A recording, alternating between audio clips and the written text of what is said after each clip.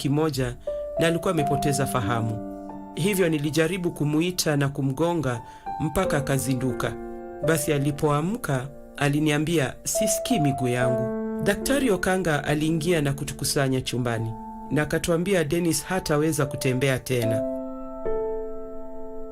Ilinivunja moyo kwa sababu amekuwa mume wangu kwa miaka kama 12. Kisaikolojia siko sawa.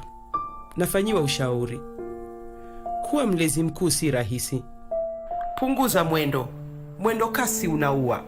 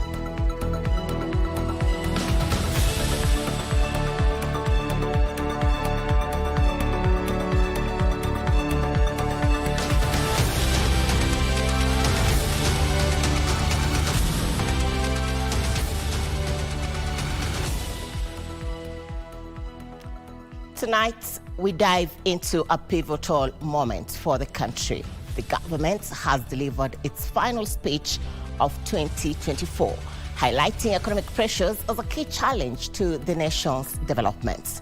Plus, the Islamic conference has officially kicked off, setting the stage for vital discussions on unity. Good evening. I am Muchuma Odim in the highlights.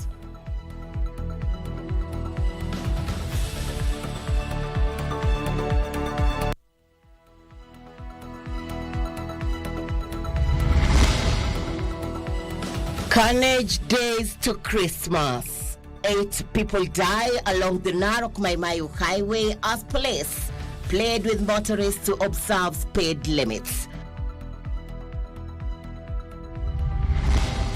We, the stakeholders of East Africa Portland Cement, PLC, wish to express our deep concern regarding the recent appointment of Mr. Bruno. Back to sender. Workers at East Africa Portland Cement reject the appointment of Bruno Oguda Obotha as the new managing director. We have to be there. We are coming with a coalition whose main theme is national salvation. And reconstitution of IEBC. Kalonzo threatens a march in the push for the appointment of new commissioners.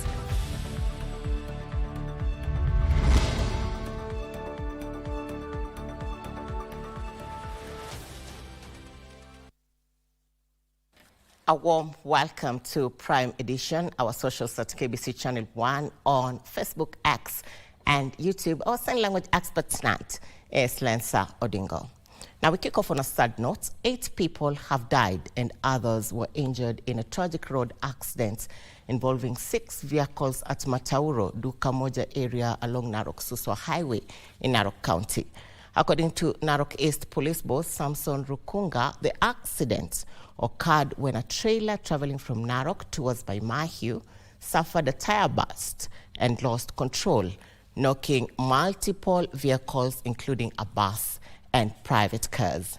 Khalid Abdullahi compiled this report. Wreckage and strewn debris, the aftermath of a deadly accident at the foot of the standard gauge railway along Narok Maimahiu Road. The accident claimed 8 lives. This is the second accident to claim more than half a dozen lives in less than a fortnight. Narok East Police Boss Samson Rukunga said that a driver lost control of his vehicle while descending the Nairobi Enkara escarpment before ramming into several other vehicles, killing 3 people. This trailer, when you lose control, ikakoja ikapita na Nissan yenye ilikuwa kando yetu, ikasonga nayo kabisa. So bahati mbaya zilikuwa 2. Hiyo ingine ikapita ikaenda ndio ikamaliza watu Actually imegonga gari kama there are more than 3. Hii trailer ilipasulia mguu pale juu ikianza mteremko. Ile ilipasulia mguu kwa ikapoteza control, sasa ikaanza kutembea barabara yote, ndio ikagusa hiyo pasi ilikuwa pale, ikakuja ikafikia Nissan ikarusha kwa shamba huko. Wakati nilisikia hivyo, hata mimi niliona inaingia hapo kwa shamba, nilikuwa hapo nje. Nikajaribu kuangalia vile inakuja nikimbie, lakini nikaona imeangukia pale, ndio ikasiraidi hivyo tu mpaka hapo. Ningependa kuwahonya na kuwakanya watumiaji wa barabara, madereva wetu. Barabara hii lazima tufuatilie sheria zile zilioko na obey traffic rules vile zimewekwa. Avoid overspeeding. Speed inaua. Nenda pole pole, utafika salama. Hakuna haya ukimbie alafu ukose kufika kule uliko utarajia kwenda. Soon after, a second trailer driven from the Narok direction collided head-on with a Toyota Prado which was traveling in the opposite direction. 2 occupants in the Prado died on the spot and the third succumbed at the Narok County Referral Hospital. Trailer ilikuwa imetokea huko juu, ikakuwa inateremuka na Prado ilikuwa inatoka chini ikipanda. So Prado ikasimama katikati na hii trailer ilikuwa ishatawala njia. Na gari ilikuwa inapanda, ingine inateremuka. So hiyo trailer ikapita na hiyo Prado, ikaiweka kando na ikaingia huko kwa msitu. The trailer also knocked down a motorcyclist who had 2 pillion passengers, killing 1. Police are calling on motorists to observe speed limits to avert further loss of lives. Meanwhile, traffic police are pursuing operators of 2 public service vehicles captured on camera being driven recklessly along Thika Road in Makuyu. Central Region Traffic Boss Elizabeth Vivi says they have contacted the owners of the vehicles who are expected to record a statement on Tuesday. The occupants and drivers of the PSVs are however remaining at large as investigations to unearth their identity and impound the vehicles continue. Tlio Marco with the details amid calls for Kenyans to exercise caution on the roads during the festive season. It is these images that have sparked anger on social media, attracting the attention of the National Transport and Safety Authority as well as Central Region Traffic Police. Video showing 2 public service vehicles of registration numbers KBH 889H and KCF 996 are being driven recklessly in Makuyu along Thika Road. The occupants of the vehicles had been seen dangerously hanging on the windows of the cars, compromising their safety and that of other road users. Central Region Traffic Police Boss Elizabeth Vivi, speaking to KBC on phone, says they managed to contact the owners of the vehicles and they are expected to record a statement on Tuesday. The whereabouts of the vehicles and the operators of the PSVs at the time of the incident remain unknown. Separately, the government has heightened vigilance in the transport sector to ensure compliance with traffic regulations in Homa Bay County during the festive season. Homa Bay County Commissioner Moses Leland has warned public service vehicle operators against speeding and violating traffic regulations while ferrying Kenyans for festivities. We want to ask the Matatu operators to be very, very responsible. Guard against overloading. We want to confirm that any Matatu that will be found will be impounded for the rest of the period that the charges will be ongoing in court. Tilio Marco, Prime Edition. Now, onto a story we highlighted tonight. Employees of the East Africa Portland Cement Company have protested President William Ruto's move to appoint Bruno Oguda Obotha as the new managing director, citing a conflict of interest and lack of technical ability.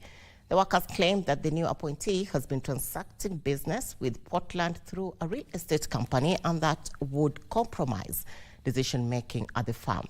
The agitated workers on Monday morning blocked the main entrance of the company using heavy machinery to block access to Obotha, who was scheduled to report to the company.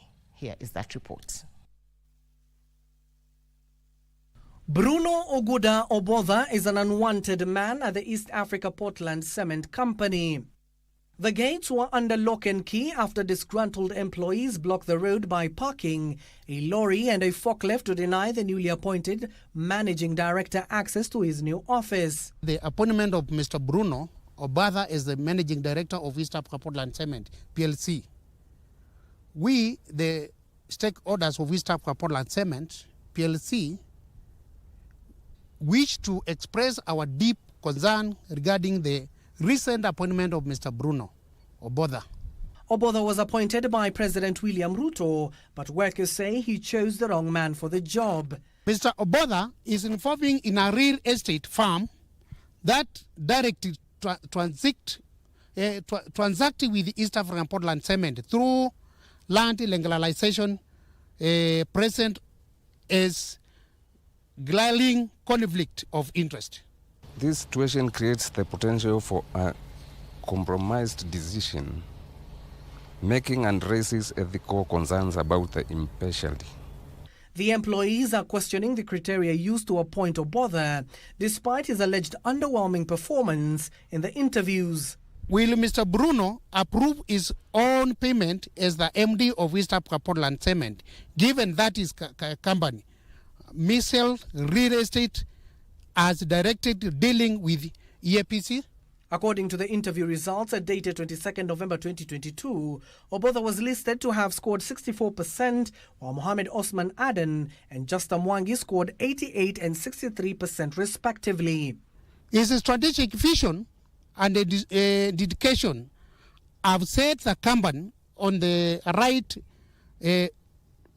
trajectory, winning the trust of employees, stakeholders, and the public. The workers have vowed to paralyze operations at the cement-making firm until the issue is addressed. Abdiaziz Hashim for Prime Edition.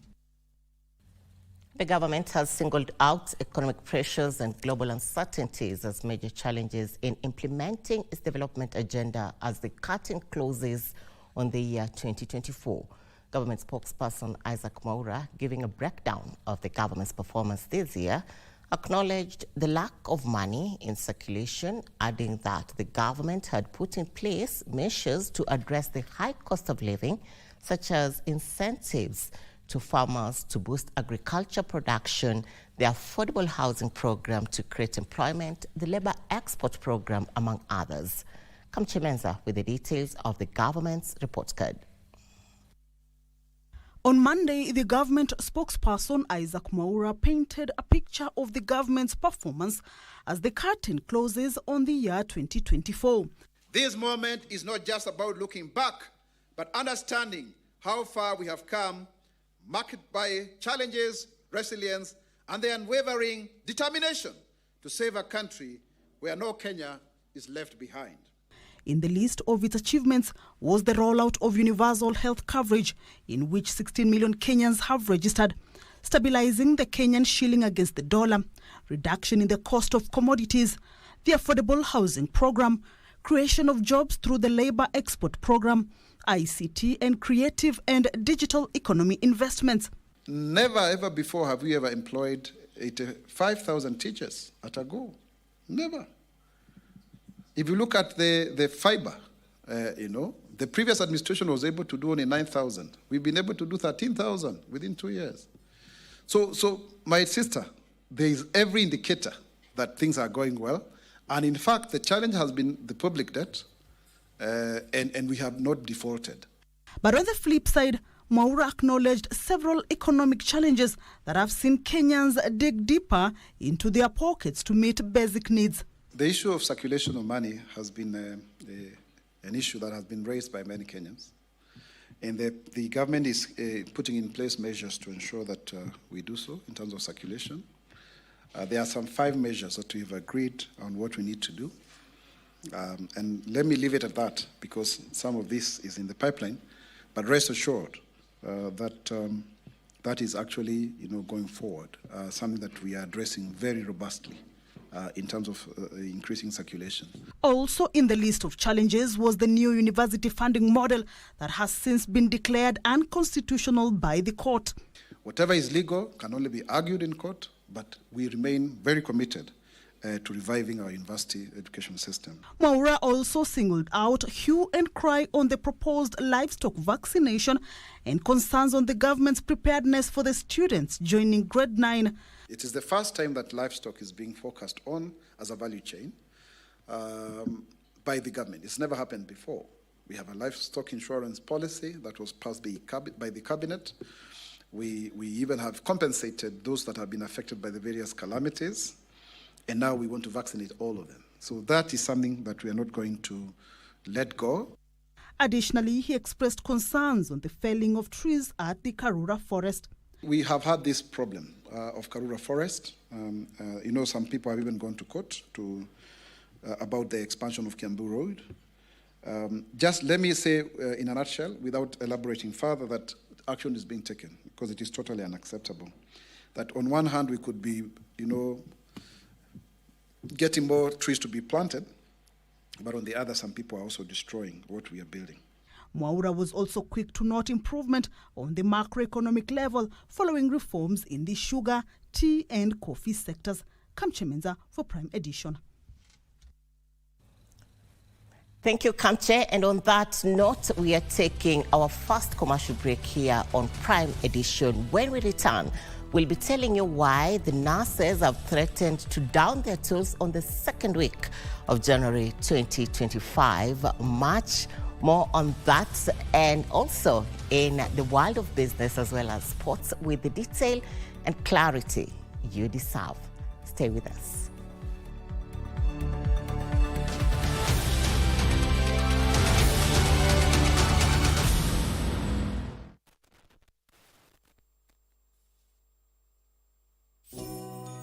Christmas ni sahi ishafika na ni kubwa kubwa. Kweli? Hii Kristi ni bomba na Blue Santa kupitia star 570 hash option 1. Rudia. Star 570 hash option 1. Iko PlayStation 5 na 55 TV na iko 500,000 Kenyan shillings. Na mbuzi moja?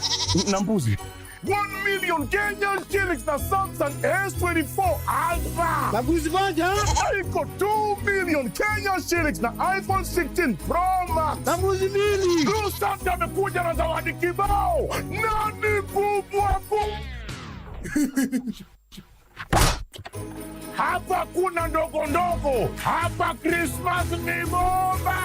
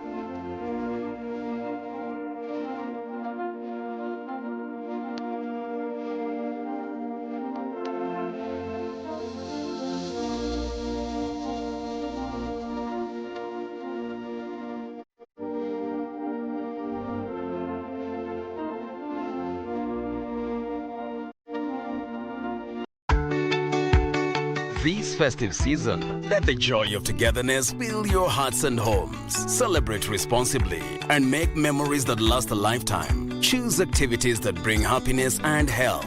Avoid alcohol and drugs in this festive season. We're working together to ensure everyone's safety. Report illegal alcohol and drug activities in your area. This festive season, let's protect what matters most, our lives and those we love. Celebrate responsibly. Liquid petroleum gas, LPG, is a key driver of Kenya's economy and fostering growth. To reduce reliance on firewood and charcoal, the State Department for Petroleum launched the Liquefied Petroleum Gas for Public Institutions of Learning program.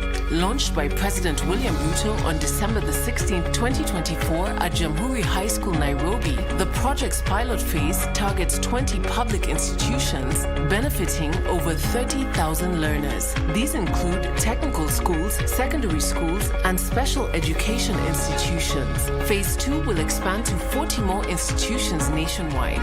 This initiative will boost energy efficiency, drive economic empowerment, and spur innovation in the energy sector, advancing Kenya's development. LPG, igniting possibilities.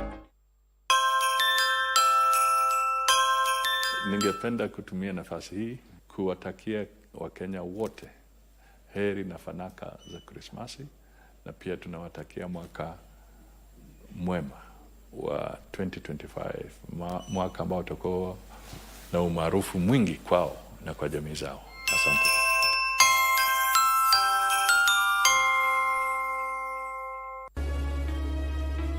Kalume, kwa nini ukamuumiza Jasiri? Waongelea kuhusu nini wewe? Mimi mazungumzo gani? Niache niende Kalume, lakini hebu niache. Nina hakika anaiti kama ningempata hata mmoja wapo angenitambua. Ate nini? Kwamba mtoto huyu hana adabu kama babake. Hivyo maanisha kusema huyu Karembo ni mfanyikazi muhimu sana ndani ya hii nyumba. Ukiendelea kunipigia kelele humu ndani usinilaumu. Huyu Karembo anaka urembo fulani kakurembe. Yote unayofanya hapa kisiwani mimi najua.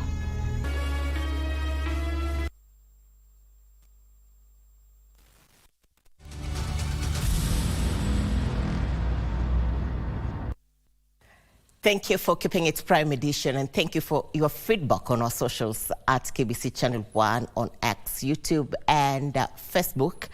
Continue communicating to us on our Monday conversation. Now, on to that story we highlighted for you tonight. Wiper leader Kalonzo Musyoka has insisted that his Wiper party is not to blame for the delay in the formation of the IEBC selection panel. The de facto opposition leader, however, warned that he will lead a march in the streets if the electoral body is not in place by March next year.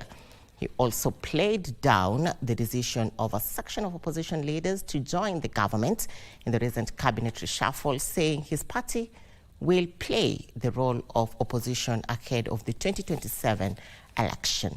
Give us on Minor tells us more. As he marked his 70th birthday, Wiper leader Kalonzo Musyoka reflected on the political state of the nation ahead of the new year. That next year will be a year of serious political development. Kalonzo insisted that the recruitment of the Independent Electoral and Boundaries Commission is long overdue. What does Badale Awan? I remember Robert Mbui. I remember calling you. You are with Speaker Wetangula in a retreat in Naivasha. I was trying to tell Speaker peleke majina kwa Ruto, because that is the route. Lakini instead of kupeleka majina 1 day, 3 days, in fact, he never even was able to see my friend Weta. My friend Weta blames me, but I told him the truth.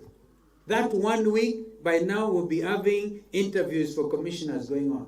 He distanced himself from the blame game in the Augustine Muli versus Koki Muli battle in the court over the IEBC selection panel. They look for a proxy.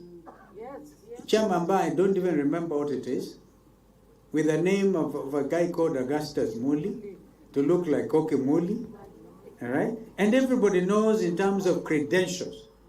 And I want to challenge any Kenyan, if there is a more qualified Kenyan to serve, not even as a panelist, but even one with ability to replace Chebukati. Yes. Dr. Koki Muli qualifies. He's the most qualified. If people believe in qualification. He also castigated the cabinet reshuffle, asking the parliament to approve only the competent nominees during the vetting process. You cannot say principal secretary to party Odim, principal secretary to party Jubilee, principal secretary to party Oda. Those are qualified, the ones who qualify, and you guys in parliament must really blow it out. announcing plans to revamp the party ahead of the 2027 elections. The de facto opposition leader said he'll lead like-minded leaders in the formation of a new coalition akin to the 2002 NARC Kenya to be announced in January next year. So we must all now reinvent ourselves, refashion the party, perhaps even rename the party. We have to be there. We are coming with a coalition whose main theme is national salvation. Give us Maina, Prime Edition. From electoral matters to health watch, there appears to be no let-up in the challenges facing the health sector, with nurses now threatening to down their tools in the second week of January. Nurses Union Secretary General Seth Panyako is faulting the government for alleged discrimination and failing to provide a conducive work environment. Our reporter Joseph Wahungu has the details of the new threats by nurses barely a week after the government moved to avert a strike by doctors.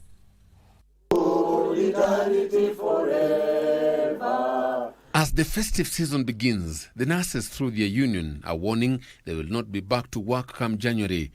2025 is going to be the year of the struggles. The struggle to respect nurses, nursing profession, the struggle to respect our rights.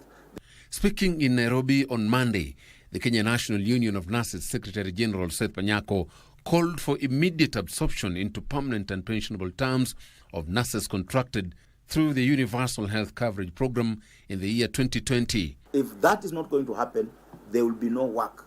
And I'm very much happy to report that as I've been moving around the country, nurses around the country are ready to go on strike to fight for these young people. The nurses also accusing the county governments of becoming a stumbling block in the implementation of their 2017 collective bargaining agreement. We have had a meeting with the Principal Secretary for Professional Standards this morning, and she has given us another meeting in January 6th, where she has asked us to put everything on paper so that we address all issues beginning 6th of January. But as we address, the nurses at the counties will be on strike from 13th. We will not be waiting for those dialogues. In total, KNUN has issued 11 demands it wants to be implemented, failure to which nurses will withdraw their services. Promotions in the county government has remained a major problem. I'm happy the national government the other day promoted the nurses and other health workers, and we appreciate that. Lack of recognition of nurses as a directorate, exploitation of specialized nurses, failure of the Ministry of Health and the Public Service Commission to implement career progression, which has been completed. Acute nursing shortage. The nurses are threatening to down their tools as from 13th of January 2025 if the government does not heed to their demands. Joseph Wahungu for Prime Edition. Principal Secretary of Internal Security and National Administration, Dr. Raymond Omolo, has condemned utterances made by former Deputy President Rigathi Gachagua during a church service he attended yesterday, accusing the government of deliberately targeting citizens of Mount Kenya region with illicit and counterfeit alcohol distribution.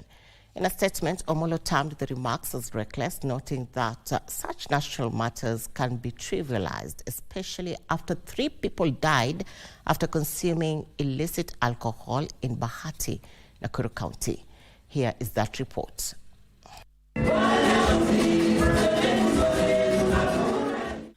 Barely 24 hours after the former Deputy President Rigathi Gachagua pointed an accusing finger at the government over the rise of illicit and counterfeit alcohol distribution. Makampuni zisipofunguliwa zikaambiwa sisipeleke hiyo pombe pahali ingine, silete hapa kwa Mlima Kenya.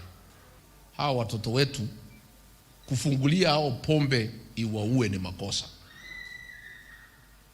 Hiyo pombe ilifunguliwa hizo companies mpaka wa leo.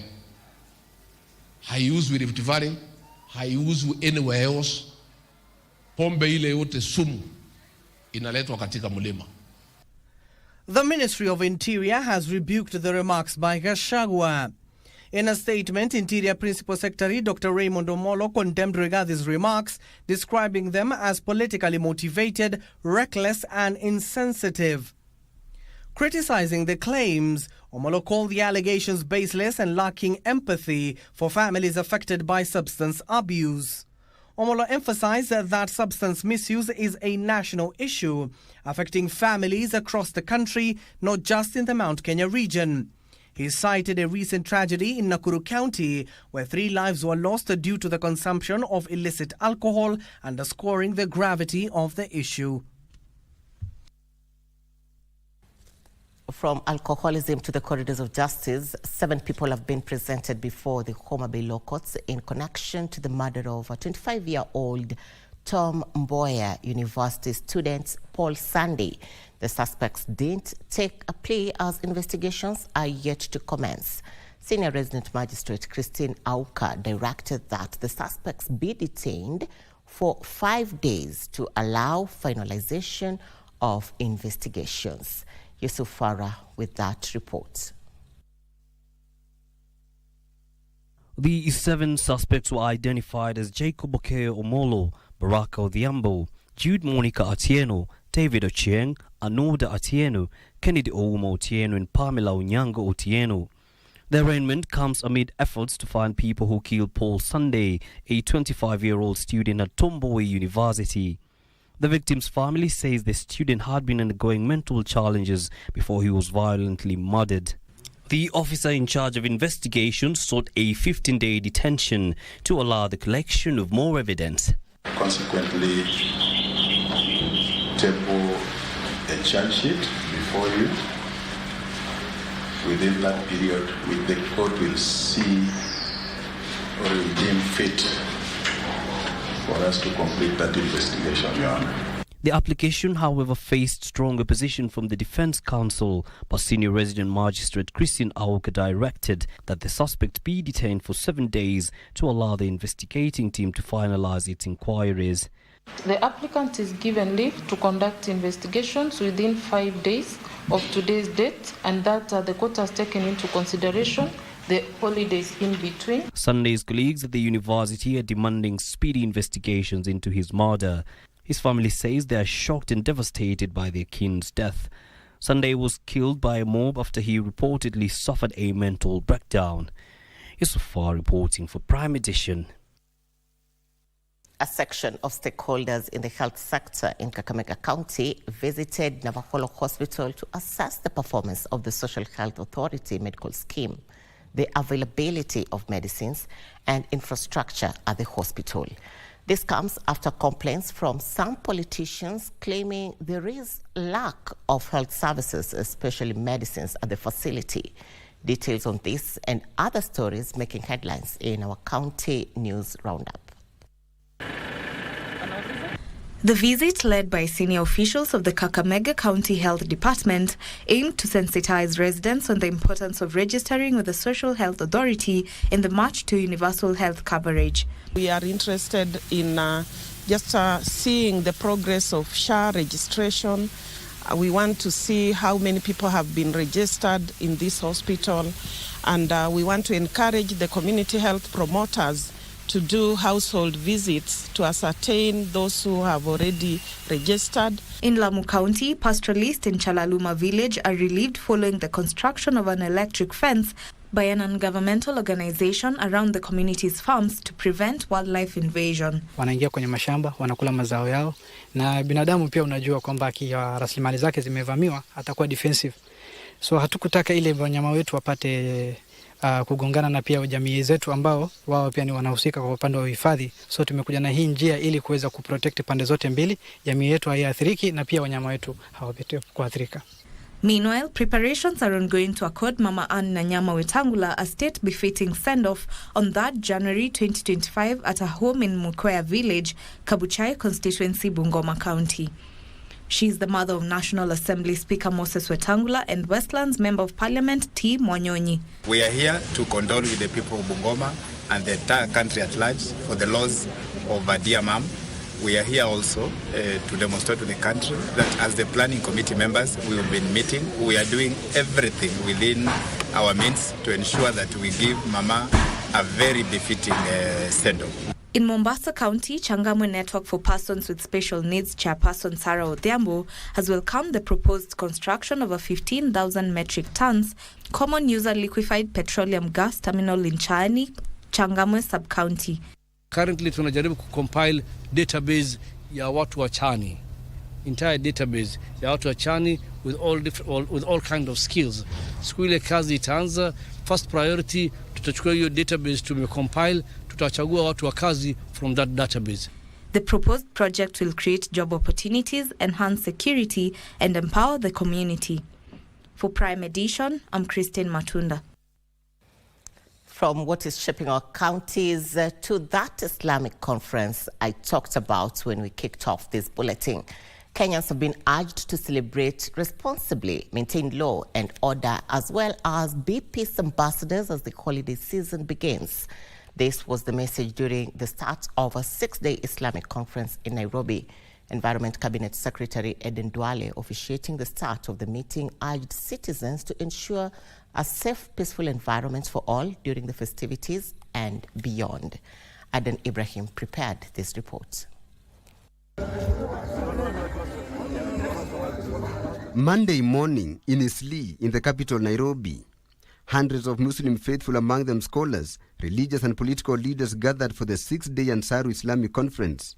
Cabinet Secretary for Environment Aden Duale, officiating the start of the event, called on Kenyans to become peace ambassadors and maintain law and order as they celebrate during the holidays. If there is no peace, you will not wear your hijab. Your children will not go to school. You will not open our businesses. So I really want to urge the Muslim Ummah and the Kenyans in general that as we go, inshallah, to the new year, as we go along in this country, let us be part and parcel of the security, maintaining law and order. Duale said peace is the greatest weapon for development and Kenyans should take up the responsibility of advocating for peace. Criminals have parents. There's no criminal who doesn't have a father or a mother. The police can deal with criminals, but the police cannot help us bring up good morals of our children. We are very grateful to have a leader in the system, in the society, who's able to stand up for what is right. So Islam means peace acquired by submitting your will to Allah subhanahu wa ta'ala. Duale further urged citizens to celebrate responsibly. Further, he called on parents to ensure they help their children build good morals. That parental guidance of your child is very important. Take care of our children.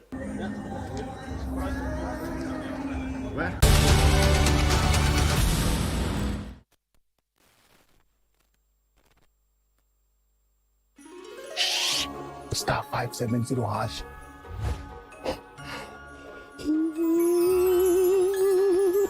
Option 1 kuna PS5 na ni full package na inakuja na JBL Party Box.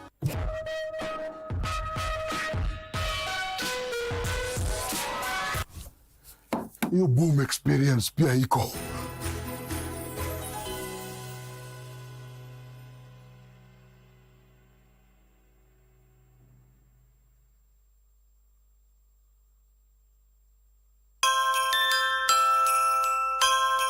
Ningependa kutumia nafasi hii kuwatakia Wakenya wote heri na fanaka za Krismasi, na pia tunawatakia mwaka mwema wa 2025, mwaka ambao utakuwa na umaarufu mwingi kwao na kwa jamii zao. Asante.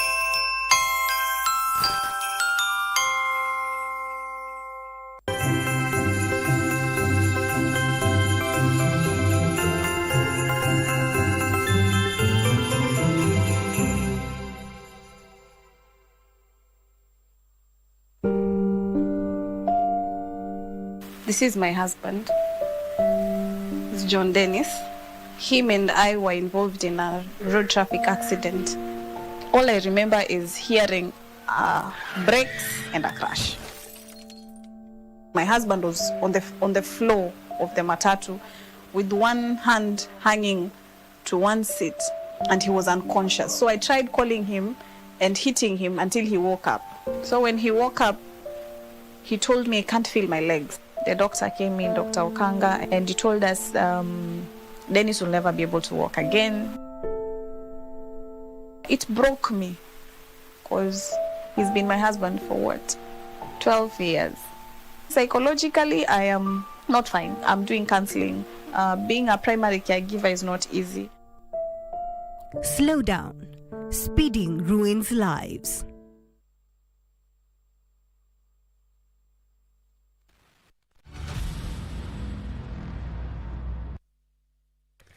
Welcome to Prime Edition. On environmental matters, environment and public health practitioners are tonight threatening to down their tools, demanding an increase in allocation towards preventive health services and employment of public health officers to drive the primary health care agenda. Speaking in Nairobi on Monday, the Kenya National Environmental Health and Public Health Practitioners Union is accusing the government of investing more in curative services as opposed to preventive services. Opicho Chemtai with the details. Led by Kenya Environmental Health and Public Health Practitioners Union Secretary General Brown Ashira, the union now wants the government to allocate more resources towards operationalizing primary health care services that they argue will ultimately improve overall population health outcomes. Out of the national cake, the Public Health Department and standards is getting very minimal, and this cannot run most of the work that the public health officers are doing. We have shortage. There is a lot of those who are resigning, those who are retiring, and through natural attritions, we have a lot of gaps that are left, and those gaps have never been filled. The union further noting that the sector, which has been overlooked for years, plays a critical role in the healthcare system, and if properly equipped, can save the government from paying billions towards curative services. So we are telling the PS and the CS, please, as you onboard other people, we also equally important in the Ministry of Health. For your information, if you think that we are not important, try ignoring us. This country tried ignoring us, and you saw what happened in COVID-19. We should bring this issue of prevention, which is better than cure, to action. And it can't be made and brought to action if the people who are supposed to offer such services are below the numbers. Solidarity forever. Additionally, they are threatening to down their tools come early January 2025 if the government fail to address their demands, which include, among others, restructuring of the Public Health Council, inclusion of regulations that recognize and allows public health officers as purchasing entities under SHA, representation in both SHA board and in the state advisory team, human resource recruitment, and public health integration across ministries. Hatutafanya kazi iwapo kama tutasikizwa. We want a government that is responsive, ile serikali ambayo iko responsive to every cadre. Opicho Chemtai for Prime Edition. A family in Majengo Estate in Embu Town is appealing to President William Ruto to intervene and have their son released from police custody. 24-year-old Billy Wanyiri is reported to have been abducted by unknown men while at a barber shop in Dallas Estate on Saturday, and his whereabouts remain unknown. Mariambo compiled these reports. Gerald Mwangi and his wife Regina Wairimu are devastated after their son Billy Wanyeri was allegedly abducted by hooded men, bungled into a double cabin and driven away to an unknown destination. Jamaa akaniambia baba Billy, nimekupigia saa 9 na uchukui simu. Nikamwambia nilichukua lakini ni kama hatukuwasiliana. Akaniambia kijana yako alikuwa hapa anangojea tani yake ya kunyolewa, kukakuja double cabin silver pickup ikakuja na screeching stop, ikasimama, wakaendea kijana wakamchukua juujuu, wakamtupa kwa gari. Akauliza nini nimefanya, wakamwambia utajulia bere. Billy was last seen at this barbershop on Saturday, moments before his disappearance. The family described Billy as disciplined and very vocal on social media, a matter they suspect could have landed him in trouble. Tafadhali mimi naomba aachiliwe. Akija hata mimi ananijua, I am a disciplinarian. I would discipline him. The family now wants President William Ruto to intervene in tracing their son. Tafadhali mimi Ruto nakuomba, kama huyo kijana alishikwa na serikali, huyo kijana nakuomba umwachilie. Tafadhali wacha akuja hapa tukule sikukuu na tutakuwa nakwambia asante. Na mimi I do not support what goes on social media ya vitu ziko huko. Embu County Police Commander Samuel Mudhamia confirmed the incident and has promised thorough investigations to find him. So far, today is on Monday. We have not received any reports on his whereabouts. We cannot be able to trace him anywhere, but we are working on that. Marie Ambo reporting for Prime Edition.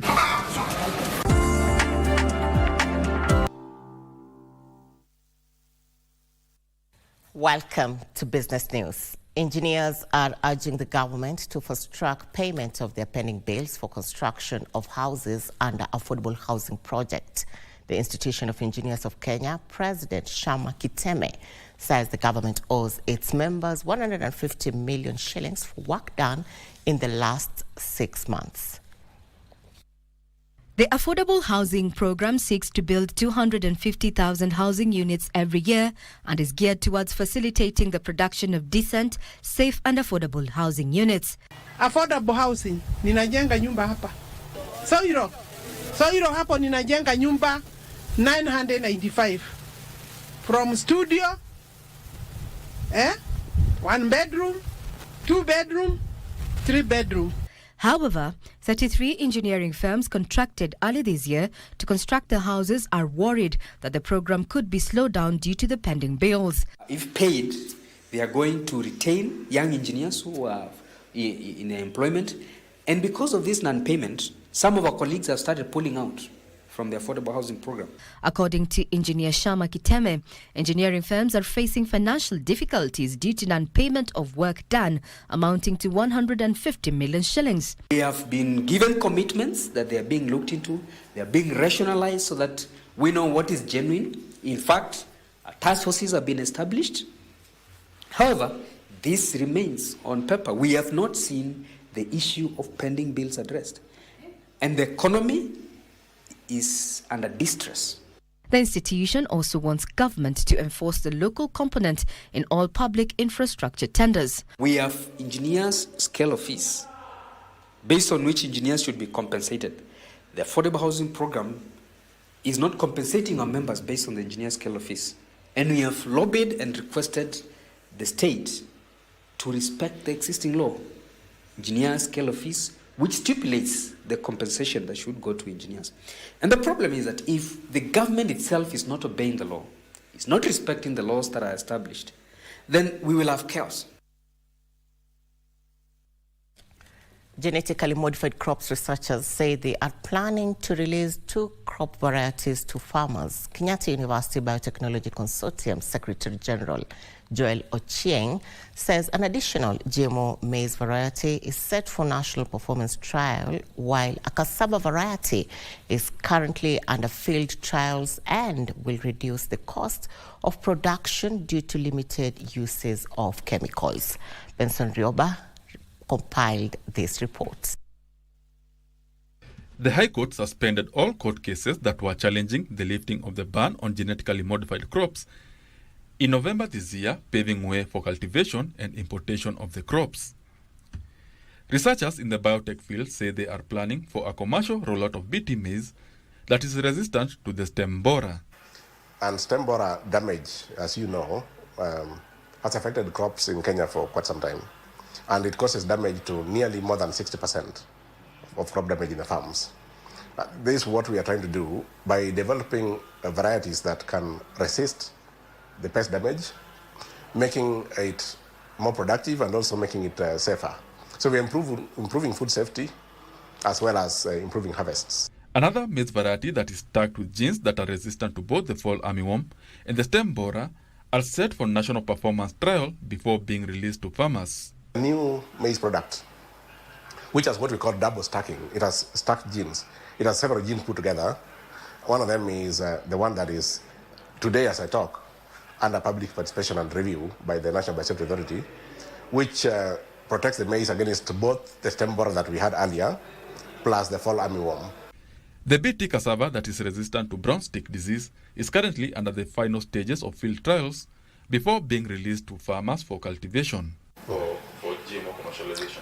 Well, we have several products. We have cassava that has been developed to reduce the cyanide content. Cyanide is a poison that normally is found in cassava, and it has been made to reduce the amount of cyanide. So that's actually improving food safety. Kenya joins 6 other African countries that have streamlined GMO crops into their food systems. Benson Rioba reporting for Prime Edition.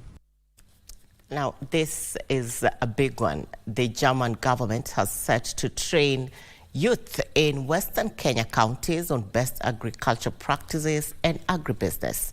The 2 billion shillings initiative, dubbed Agri-Jobs for Youth, will see youth linked with working capital for agriculture startups and offer market linkages.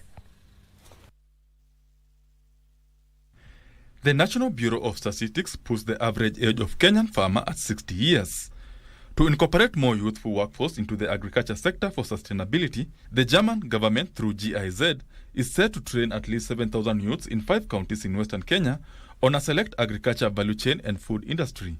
Young farmer, we've also known the business part of it. That's why the business canvas model has also helped us a lot, because it's not just knowing how to produce this, but you also know how to market it, you also know how to keep records. The 2 billion shilling program will build capacity among small-scale farmers and agri-entrepreneurs to strengthen the agriculture value chain. Through the engagement, especially on African leafy vegetables, we are no longer importing 90%. We're importing less than 50%. The program will assist young farmers access working capital to start their own agriculture ventures. When the numbers increase, then we'll have to bring stakeholders on board and maybe pass regulations. The program will also assist youth access direct markets through contract farming. We are in more than 5 value chains. I'll start with the African leafy vegetables. We are in poultry.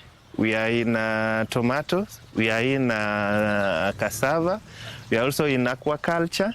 And also, we are also in other climate action mitigation issues like black soldier fly. The project targets youth in the counties of Kisumu, Kakamega, Vihiga, Bungoma, and Siaya. Benson Rioba.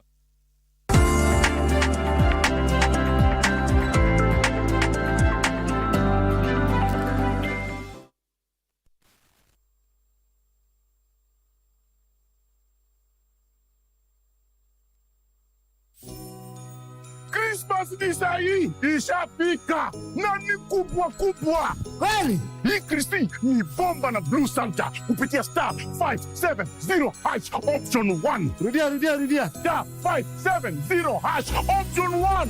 Iko PlayStation 5 na 55 inch TV na iko 500,000 Kenyan shillings. Na mbuzi moja? Na mbuzi. 1 million Kenyan shillings na Samsung S24 Ultra. Na mbuzi moja? Iko 2 million Kenyan shillings na iPhone 16 Pro Max. Na mbuzi mbili. Blue Santa amekuja na zawadi kibao. Nani kubwa Hapa kuna ndogo ndogo. Hapa Christmas ni bomba.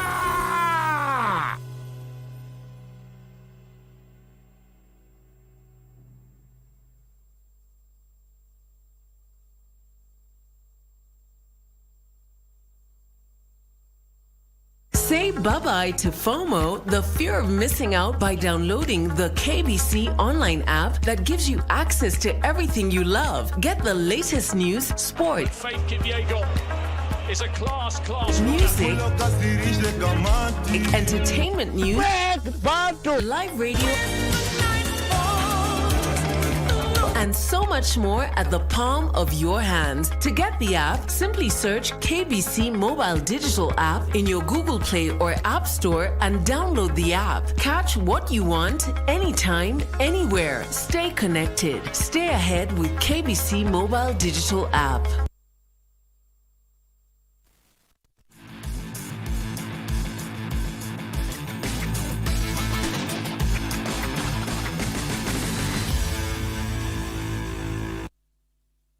My name is Daniel Ohom and welcome to Prime Edition Sport.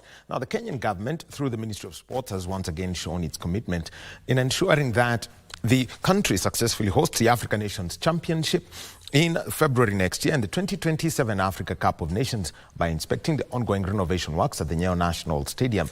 The inspection visit was led by Principal Secretary for Sports Engineer Peter Toom, just after chairing a meeting of the Chan Local Organizing Committee. The meeting was convened to discuss preparations for the African Nations Championship with FKF President Hussein Mohamed and AFCON Chan LOC Chair Nicholas Musonye in attendance.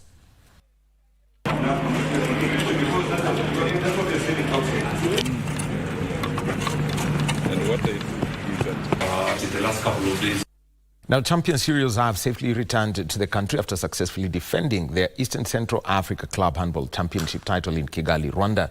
Sirius won the title after beating Police of Rwanda in extra time at the Amahoro Stadium on Saturday night. Sirius won the championship in Nairobi last year, won all their group matches before coming from 5 goals down in the final to beat Police 30-27 in extra time. Their counterparts, Nairobi Water Women's Handball Team, will return home tomorrow after finishing second in the ladies' tournament behind champions Uganda Police. The 43rd edition of the Eastern Central Africa Club Handball Championship will be held in Uganda in November next year.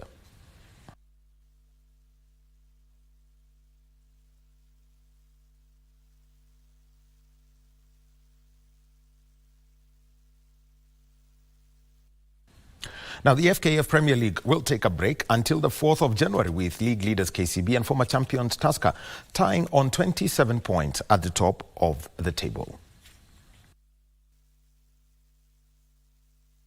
The FKF Premier League will take a break to celebrate Christmas with the families after a competitive year that saw many being silenced by the newcomers.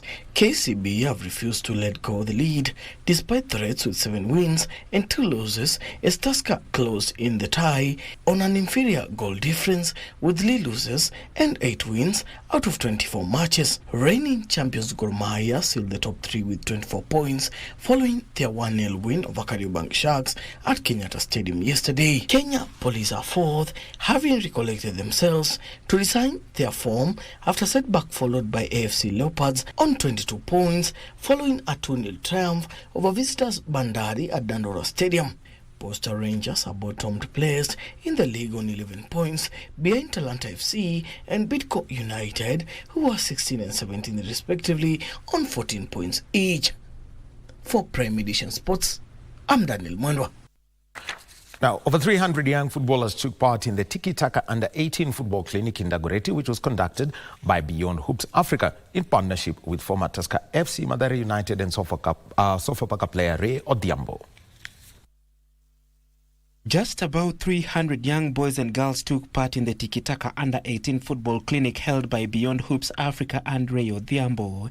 Odiambo has come back to Kenya after staying in Canada for 10 years, where he played college football before transiting into coaching. Dago nimecheza ball under 14, tulikuwa tunacheza mgutupu na kina Deno, Valdo, watu ni wengi wenye wametoka hapa. Mimi ni mmoja wao na nafurahi sana kuwa part of this. Hakuna kitu yenye nimefurahisha sana kama venye nilikuja hapa tarehe 12 na leo na kuona vijana venye wanang'ang'ana. Nimepea vijana ma advice, nimedonate a few stuff hapa na pale, na ninge urge other players to follow in the same steps. Giving back to the community and the next superstar.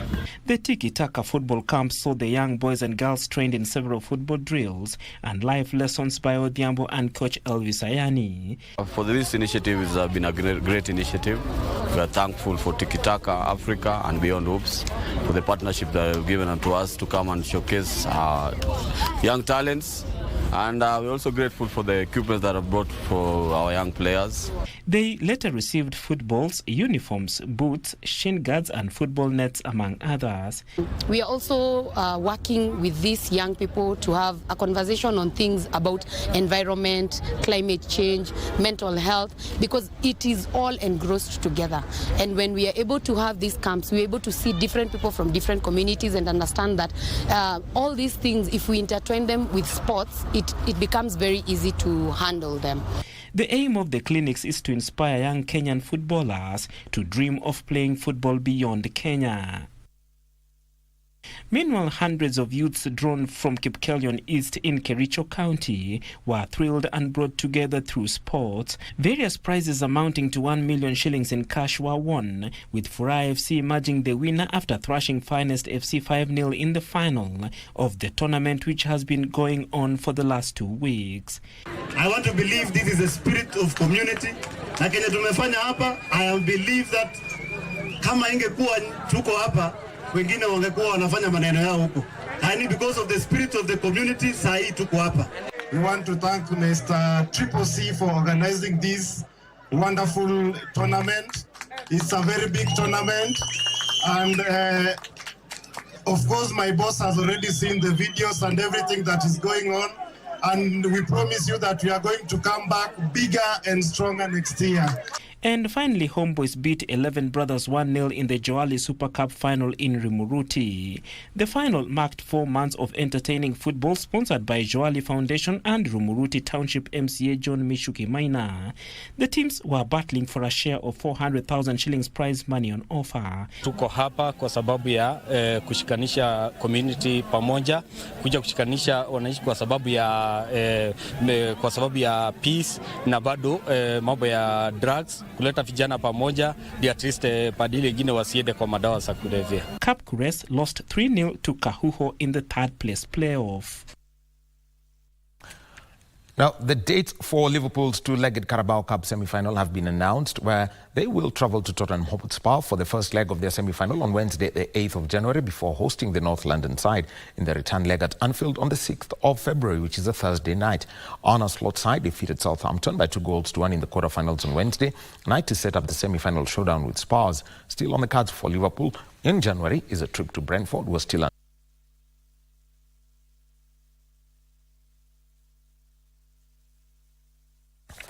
And that's the sport for tonight.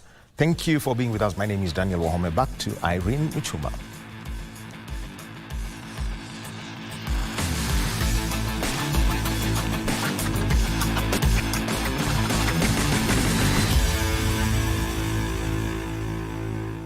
And on that note, you have come to the end of Prime Edition. Thank you for your feedback. Thank you for keeping it KBC Channel 1 on behalf of the entire team. For more details on ad items and many more, do log on to www.kbc.co.ke. Our sign language expert tonight is Lensa Odingo. My colleague Tomboya is away for a couple of days, but he will be back soon. My name is Muchuma Odim. Happy holidays. Good night.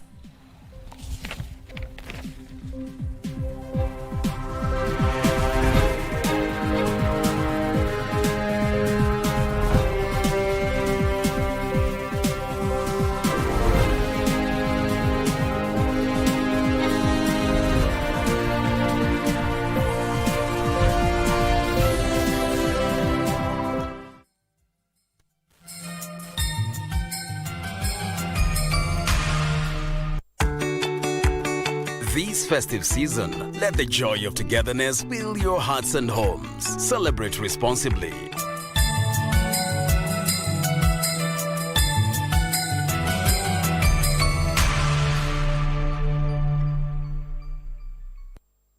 This festive season, let's protect what matters most, our lives and those we love. Celebrate responsibly.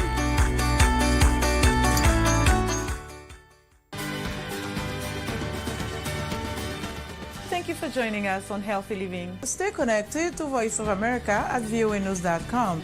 A look at your kidneys and how they impact your health. And an expert discusses chronic kidney disease and how to protect yourself. And Ivorian psychologist Noor Bakayoko shares some insights on bullying and what can be done. It's important to avoid major events or major health crises. How do you know if your cough is due to a serious condition? We'll have some answers.